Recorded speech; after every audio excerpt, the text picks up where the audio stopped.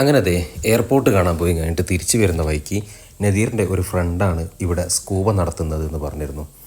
അങ്ങനെ അതെ അവിടെ ജസ്റ്റ് ഒന്ന് പോയി നോക്കിയ സമയത്ത് ഒരു ടീം ഇപ്പം തന്നെ സ്കൂബ ചെയ്യാൻ പോകുന്നുണ്ട്, അവരുടെ കൂടെ ജോയിൻ ചെയ്തോളി എന്ന് പറഞ്ഞ് അങ്ങനെ നല്ലൊരു ഓഫർ നമ്മൾ പുറത്ത് പറയുന്നില്ല, നല്ലൊരു ഓഫറിൽ നമുക്കൊരു സ്കൂബ ചെയ്യാനുള്ളൊരു അവസരം കിട്ടി.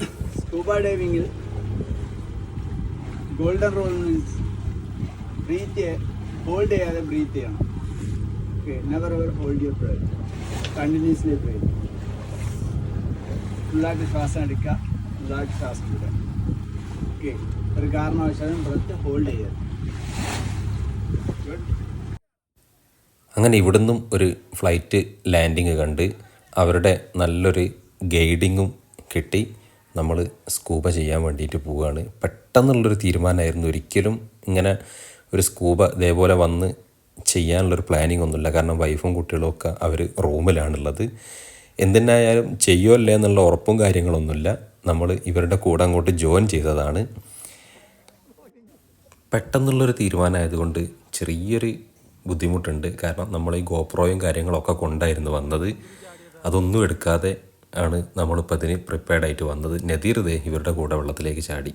അങ്ങനെ ദേ നമ്മളവസരം വന്ന് നമ്മളിതേ കണ്ടില്ലേ, ഒരു ഫോമൽ ഡ്രസ്സിലാണ് ഈ സ്കൂബ ചെയ്യാൻ പോകുന്നത്.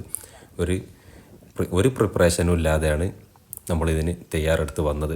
അങ്ങനെ ദേ ഇവർ ഇതേപോലെ നമുക്ക് ആ ഒരു ജാക്കറ്റ് നമ്മളുടെ ഷോൾഡറിൽ ഒരു സാധാരണ നോർമൽ ബാഗൊക്കെ ഇടുന്ന രീതിയിൽ ഇട്ട് തരും. എന്നിട്ട് അത് നല്ല രീതിയിൽ ടൈറ്റ് ചെയ്യും.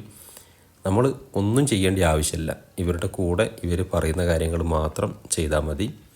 അങ്ങനെ നദീർ നല്ല പോലെ ചാമ്പുന്നുണ്ട് ഇതിൻ്റെ ഇടയിൽ. അങ്ങനെ ദേ ഈ ഒരു സാധനം കടിച്ചു പിടിച്ചിട്ടാണ് നമ്മൾ ബ്രീത്ത് ചെയ്യുക. ഒരിക്കലും മൂക്കിലൂടെ അല്ല ബ്രീത്ത് ചെയ്യേണ്ടത്, വായിലൂടെയാണ് ബ്രീത്ത് ചെയ്യേണ്ടത്. ആദ്യം ചെറിയൊരു ബുദ്ധിമുട്ടും കാര്യങ്ങളൊക്കെ ഉണ്ടാകും. കാരണം ഇത് എക്സ്പീരിയൻസ് ചെയ്യാന്ന് വെച്ച് കഴിഞ്ഞാൽ നമ്മൾ ഇത്രയും കാലം മൂക്കിലൂടെയാണ് ശ്വാസം എടുത്തത്, അത് നമ്മൾ വായിലേക്ക് കൺവേർട്ട് ചെയ്യണം.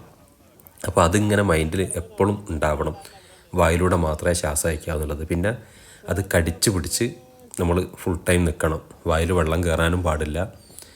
എന്തിനായാലും ഇവർ ഇതേപോലെ നമ്മളെ വെള്ളത്തിലേക്ക് അങ്ങോട്ടിട്ട് ബാക്കിയുള്ള കാര്യങ്ങളൊക്കെ അവർ ഇങ്ങനെ ചെയ്തു തന്ന് ഇനി എന്താവും ഇതിൻ്റെ അടിയിലുള്ള കാഴ്ച എന്നുള്ളതാണ്. ഇത് ജീവിതത്തിൽ ഒരിക്കലെങ്കിലും നമ്മൾ എക്സ്പീരിയൻസ് ചെയ്യണം. അപ്പോൾ അടിയിലുള്ള അണ്ടർ വാട്ടർ കാഴ്ചകൾ അടുത്ത വീഡിയോയിൽ.